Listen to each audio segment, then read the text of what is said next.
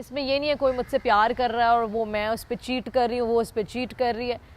वो लड़का मुझसे प्यार करता है मगर अम्मी ने उससे शादी करा दी, उसकी अम्मी नहीं मान रही, ऐसा कुछ भी नहीं है। ठीक है, ये एक मैसेज दे रहा है भाई कि ये मेंटल हेल्थ के बारे में, आपको डिप्रेशन के बारे में, आपको बॉडी पॉजिटिविटी के बारे में सिखा रहा है, समझा रहा है। और मेरे ख्याल से आई नो सो मेनी पीपल मुझे रोक रोक के कह रहे हैं सनम ये मेरी कहानी है। आज सुबह मैं ब्लो ड्राई जहाँ कराने गई थी, somebody stopped me, she said listen, this thank you for doing this is my story, everybody is relating to it and I love it। फिलहाल बाबर भाई आप मुझे ये बताएं कि किस हक से आप मेरे लिए बेजोड़ रिश्ते ढूंढ रहे हैं? किस हक से? भाई तुम्हारा बहनोई और तुम्हारा वेल विशर होने की हक से ही सारी बात कर रहा हूं मैं। और जहां तक रही बात तुम्हारे जोड़ की, तो मोना तुम्हारा जोड़ तो कोई मोटा आदमी होगा ना। सनम, आपने सबसे पहले प्यारी मूना के स्क्रिप्ट को मना किया और 1 साल बाद आप इसको करने पर आमादा हो गई, ये कैसे हुआ? जब मुझे वापस ये चीज़ ऑफर हुई तो मैंने रियलाइज़ किया कि यार ये तो मेरी कहानी है। I've been through it, as in not literally family उसके साथ जो उसके घर में होता है वो नहीं, उसके अलावा जो माशरा है, जो लोग हैं, मैं भी इस चीज़ से गुज़र चुकी हूँ। उसके अलावा मैंने सोचा कि कितने सारे लोग हैं जो इस मसले से गुज़र चुके हैं, तो उनके लिए और अपने लिए मुझे एक इम्पॉर्टेंट कहानी मिली है, मुझे उसको करनी चाहिए। मेरी प्लेट पे आई है ये चीज़, तो मुझे उसको ना नहीं करना चाहिए। So I thought it's a very important message, because हम आम प्लेस तो करते ही हैं, नॉर्मल कहानी, लड़का लड़की मोहब्बत हो गई, कुछ ये हो गया। This was different, message oriented play था। So that's when I thought, फिर मैंने एक अच्छे दिल से पढ़ा और मुझे मोना से मोहब्बत हो गई। मुझे I just fail in love with Mona. मैंने कहा नहीं, बस ये तो मैंने करना है। तो पहले मना क्यों किया था? I was thinking about लोग rather than what I like and what I love। and मेरे ख्याल से हम सबका यही मसला है ना कि हम यही सोचते हैं लोग क्या कहेंगे, ओहो मैंने कर लिया तो लोग क्या कहेंगे। तो मेरे जहन में भी यही था कि लोग क्या कहेंगे। But then I came out of that fear and मैंने कहा आई डोंट केयर कि लोग क्या कहेंगे। आई वॉन्ट दोज लोग to watch this and understand that this is not easy. Mona की ज़िंदगी आसान नहीं है और मेरे जैसी बहुत सारी मोना है, और वो चीज़ मुझसे कनेक्ट की। मेरे साथ भी ये प्रॉब्लम थी कि लोग क्या कहेंगे, लेकिन मैंने कहा नहीं यार, to hell with all the people, मुझे क्या चाहिए, मुझे क्या करना है। सो आई थिंक बहुत अरसे बाद मैंने एक चीज़ सीखी। कैसा लगता है इरफान जब लोग मुझे भैंस और तुम्हें आलू कह के बुलाते हैं? बुरा ना? तो ये छुचुंदर क्या है? यावर नाम है इसका, यावर। आपने कहा कि आपके साथ ये चीज़ कनेक्ट करी, ये स्टोरी कनेक्ट करती थी, इसीलिए आपने इसको करने की हामी भरी। ऐसी क्या चीज़ आपकी ज़िंदगी में हुई कि आपने इससे कनेक्ट किया? मेरे साथ भी वो हुआ था, weight gain, especially after Alaya I gain a lot of weight and उसके बाद ऑब्वियसली क्योंकि मैंने काम करना तो नहीं छोड़ा था, मैं काम कर रही थी, मैं टीवी पे आ रही थी, अपना शो कर रही थी। तो जब रोज़ाना पिक्चर्स पोस्ट होती थी तो उस पर बहुत से कमेंट्स आते थे, लाइक काओ और भैंस और मोटी और काम करना छोड़ दो, काम करने की क्या ज़रूरत है, तुम्हें टीवी पे नहीं आना चाहिए, तुम इतनी मोटी हो। तो मुझे होता था कि यार अच्छा चलो, मेरा तो एक काम है कि मैं स्क्रीन पे आती हूँ। बहुत से लोग ऑफिस जॉब, डेस्क जॉब भी करते हैं, तो वो भी काम करना छोड़ दे क्योंकि वो मोटे हैं, तो वो घर से बाहर नहीं निकले। तो ये चीज़ मुझे बहुत बहुत हिट करती थी और मैं बहुत डिप्रेस भी हुई थी इसके पीछे।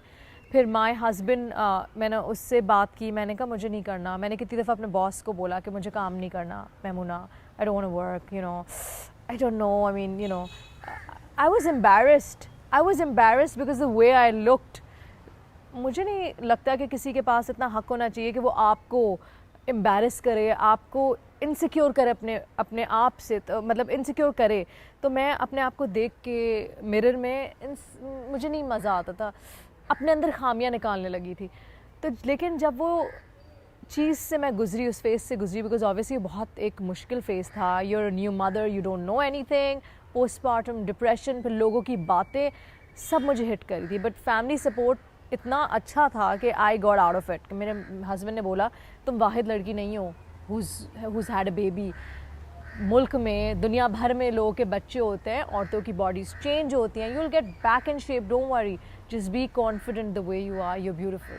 तो that gave me courage, so it was not easy. प्यारी मूना स्क्रीन पे नज़र आने वाले जो मुख्तलिफ और ड्रामे हैं उनसे बिल्कुल अलग है। बहुत बहुत मुख्तलिफ है। तो आपने इस गेटअप के लिए प्यारी मोना के गेटअप के लिए क्या कोई एक्स्ट्रा एफर्ट की और वो क्या थी? Okay, so let's start.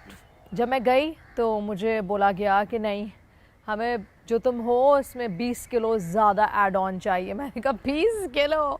सो पहले तो मैं सर नहीं नहीं नहीं कोई ज़रूरत नहीं है, लेकिन मुझे जब मोहब्बत होगी ना मोना से, तो मैंने कहा नहीं यार ज़रूरत है, करना पड़ेगा। बिकॉज हमने बॉडी सूट तो बनवाया था बहुत मोटा, रुई जैसे कंबल नहीं होती उसका, अब हमने बॉडी सूट बनवाया था, इतना लंबा, फुल भी था, 3/4 था, हाफ स्लीव था, गर्मियों में शूट हुआ था तो मैंने वो पहना था।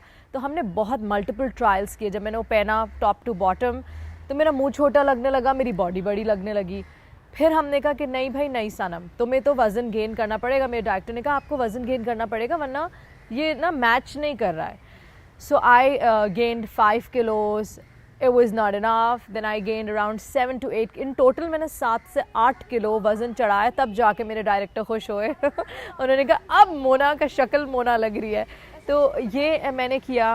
And when I stopped going to the gym because obviously हमें एक कैरेक्टर में रहना था, और जब तक इसकी शूट हो रही थी तो अभी भी हो रही है, तो और वो सारी मेरी डाइट और मेरे जो खाने आते थे वो सारे साइड पे हो गए। मैंने जो चीज़ें हम नहीं करते थे मैंने वो किए, हर किस्म का खाना, बिकॉज इसको खाना था सेट पे भी, तो मैं एक्ट नहीं कर सकती थी और मुझे वो मज़ा नहीं आता कि झूठ मूठ पे खा रहे हैं और थूक दिया साइड पे, नहीं। तो अब मैंने पूरा भरपूर मोना को एंजॉय किया है।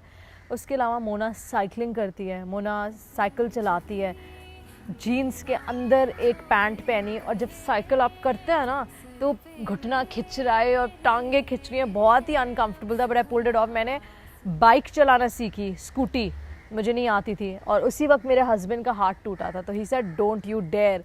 मैंने कहा यार मोना तो स्कूटी चलाती है और मेरे डायरेक्टर को चाहिए मैं तो चलाऊंगी, तो मैंने अपने घर के इलाके में चलाई पर लाहौर की रोडों पे चलाई। So that was a great experience.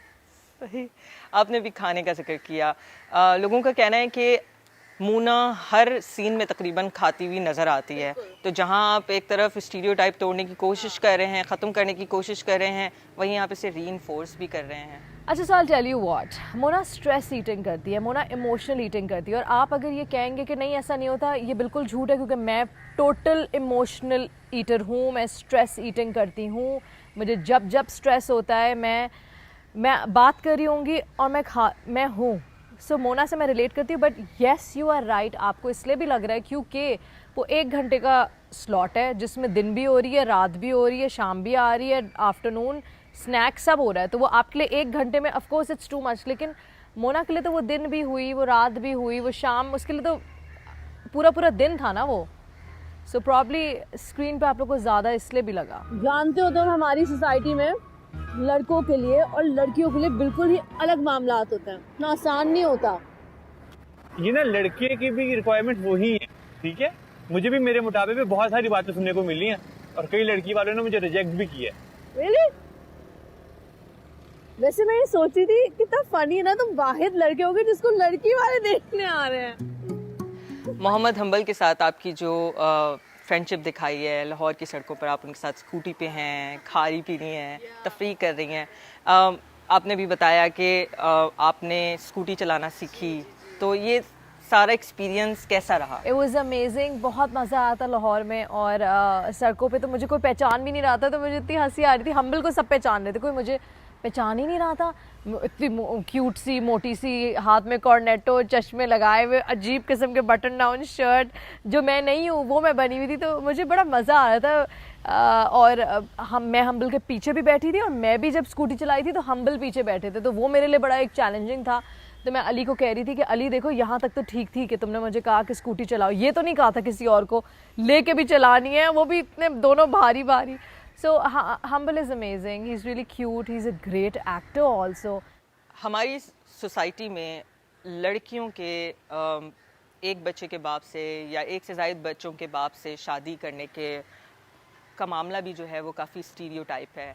सिर्फ लड़के के लिए नहीं, लड़की के लिए भी, डिवोर्स्ड लड़की हो या फिर लड़की का बच्चा हो तो ओ नहीं तो एक्सेस बैगेज है, इसके साथ तो नहीं हो सकती, बिल्कुल वैसी। और मोना ने भी ये बात कही थी। जी, यही मैं जानना चाह रही हूँ कि कहीं ऐसा तो नहीं है कि मोना पर फोकस होने की वजह से ये जो डिवोर्स्ड मर्द और औरत के साथ शादी करने का मामला है ये भी स्टीरियोटाइप रह जाएगा?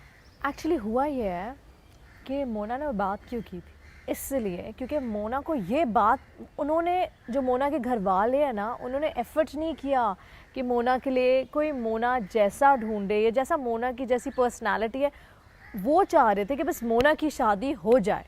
ओके, सो मोना को ये चीज़ बुरी लगी यार, बिकॉज आई एम फैट, तो इसलिए आपने बोला कि ठीक है यार, इससे तो कोई करेगा नहीं, तो फिर चले इनसे करा देते हैं। यावर जो है उनके एक बेटे हैं, तो यही कर लेंगे, क्योंकि वो अभी उसको कोई चाहिए कि वो बेटे की का ख्याल कर ले। तो ये बात मोना को हिट की थी कि mummy have you even tried.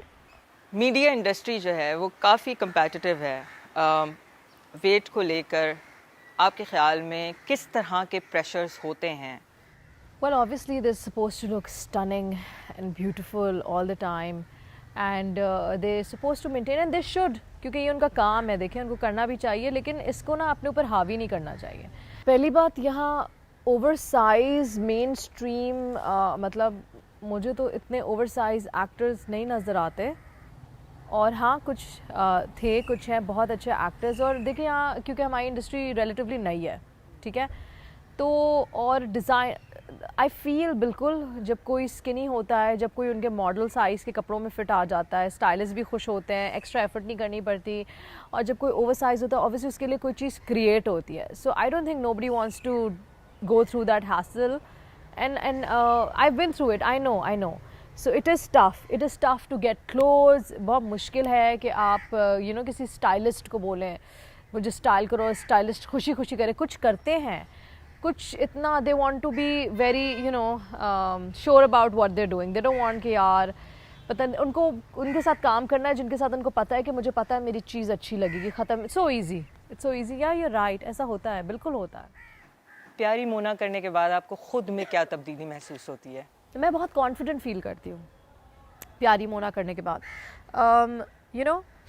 मैं I am comfortable in my skin, and वो सारी चीज़ें ना कि ये वाली तस्वीर अपलोड नहीं करना, हाँ इधर से थोड़ा सा यूँ एंगल ले लेना और वो एंगल ले लेना, और लोग क्या कहेंगे मैं इसमें मोटी लग रही हूँ, मैं आई don't care any more. And और मुझे अब अंदाज़ा होता है जब आप कहते हैं ना आई डोंट केयर, और जब आप मानते हैं उस बात को और आप अपने आप को क्या कहते हैं, आप अपने आप को सराहते हैं, तब जाके लोग भी आपको ज़्यादा पसंद करते हैं और लोग भी आपको ट्रोल नहीं करते। अपनाएं अपने आप को जैसे भी आप में अगर कोई प्रॉब्लम है आप उसको बेहतर करने की कोशिश करें। मैं ये नहीं कह रही अगर आप में कोई प्रॉब्लम है तो आप उसको भी सराहें और आप के बस मैं हूँ तो ऐसी ही हूँ वरना मैं नहीं हूँ, नहीं, वर्क अराउंड इट।